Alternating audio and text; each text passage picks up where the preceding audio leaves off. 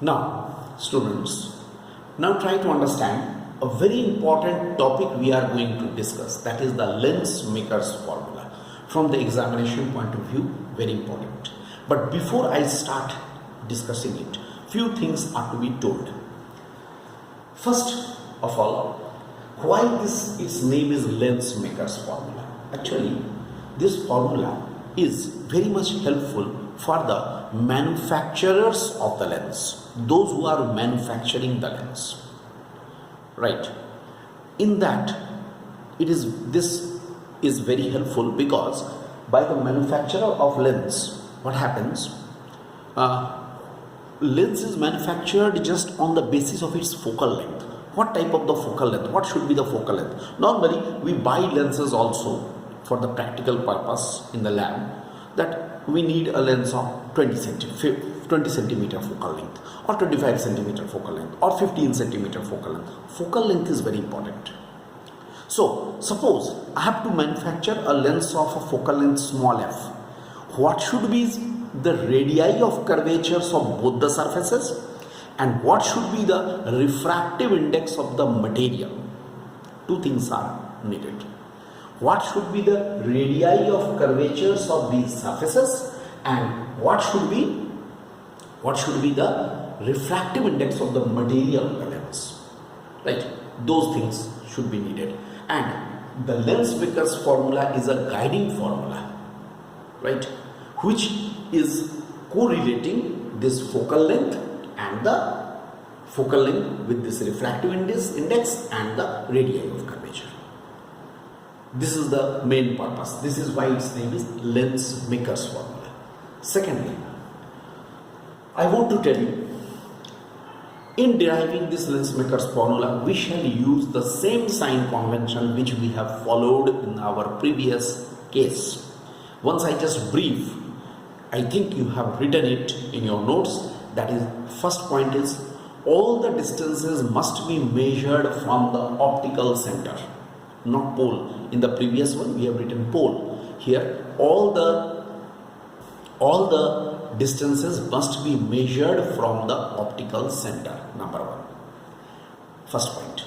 Number two, if the measurement is made in the direction of the incident ray, it is positive, and in the opposite direction to the incident ray, it is negative. Right? This is the second. And third one is, if the measurement is made upward from the principal axis, it is positive. Downward from the principal axis, it is negative.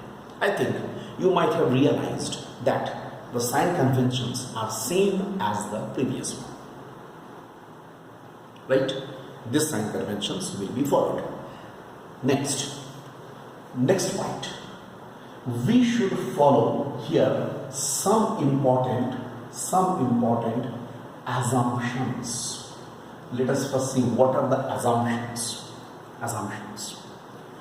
First is, number one, the lens is a thin lens.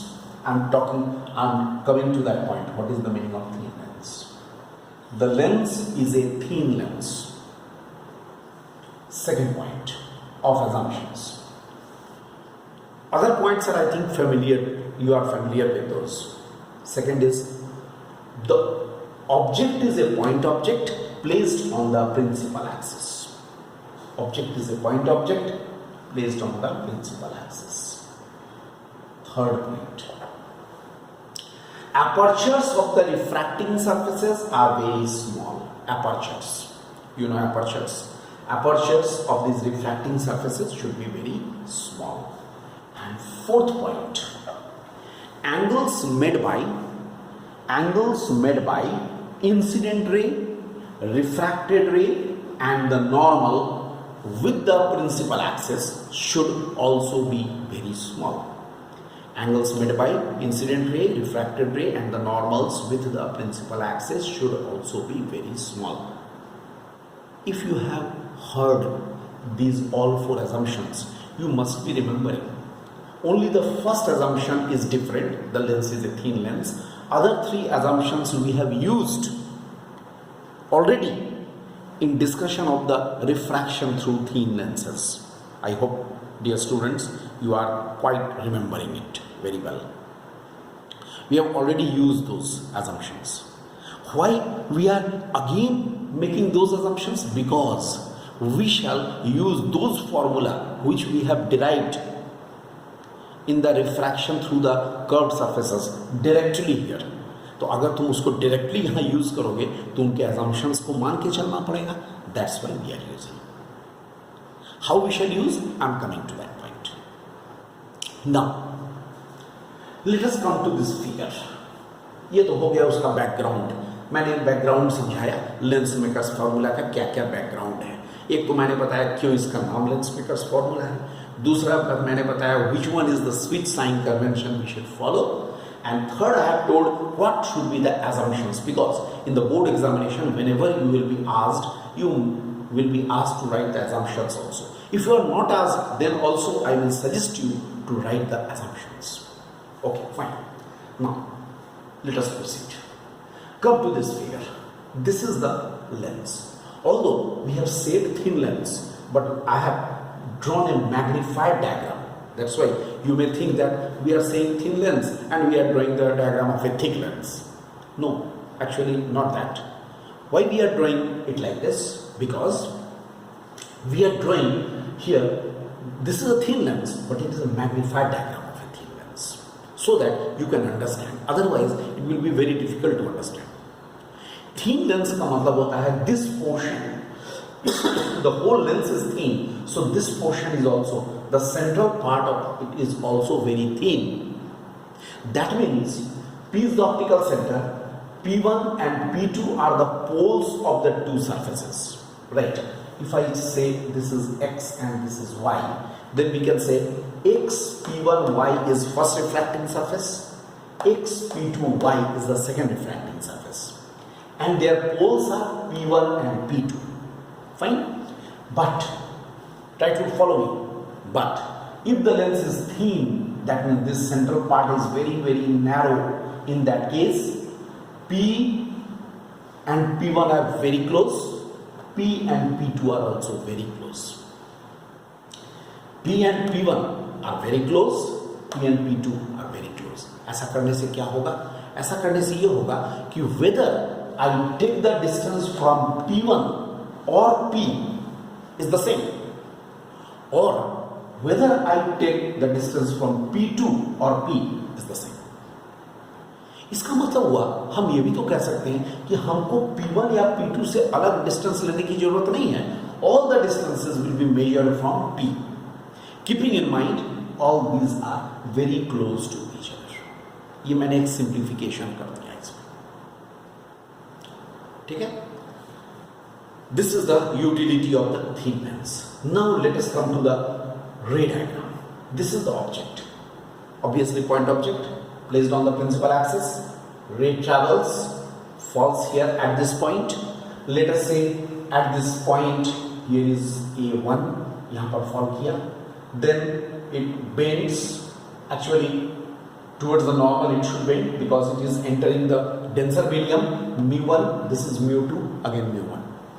Then what happens? It goes away from the normal like this. Second refraction, ये हो गया point A2 पर. और अब क्या होगा? I draw the normals. Look, I draw the normals. ध्यान से देखना. This is from N1. It is meeting at C1.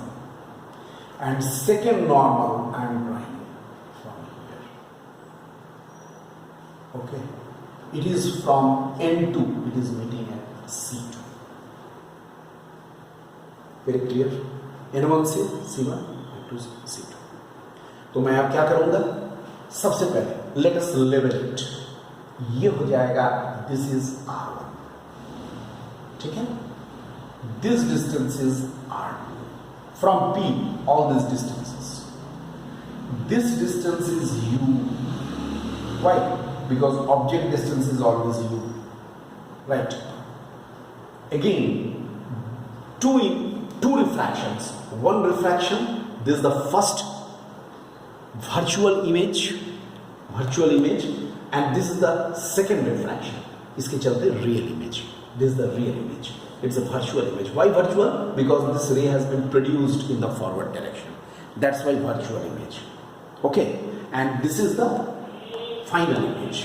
दो रिफ्रैक्शंस हो रहा है. पहले रिफ्रैक्शन से ये फर्स्ट इमेज बनेगा, सेकेंड रिफ्रैक्शन से ये फाइनल इमेज बनेगा. इसलिए फर्स्ट वाले इमेज को मैं लिखता हूं V1. इसको अगर मैं I1 लिखूं तो V1 ये हो जाएगा V1 और यहां से ये हो जाएगा फाइनल वाला, ये हो जाएगा V. V1 is the distance of the first image and V is the distance of the final image. Look, in this way we have leveled the diagram first, completely leveled. The diagram has been leveled properly. Now we are coming to its mathematical part. We have come to the leveling part. All the things have been leveled. You see, very closely you studied. Now in the next lecture I am coming to its mathematical part. Okay.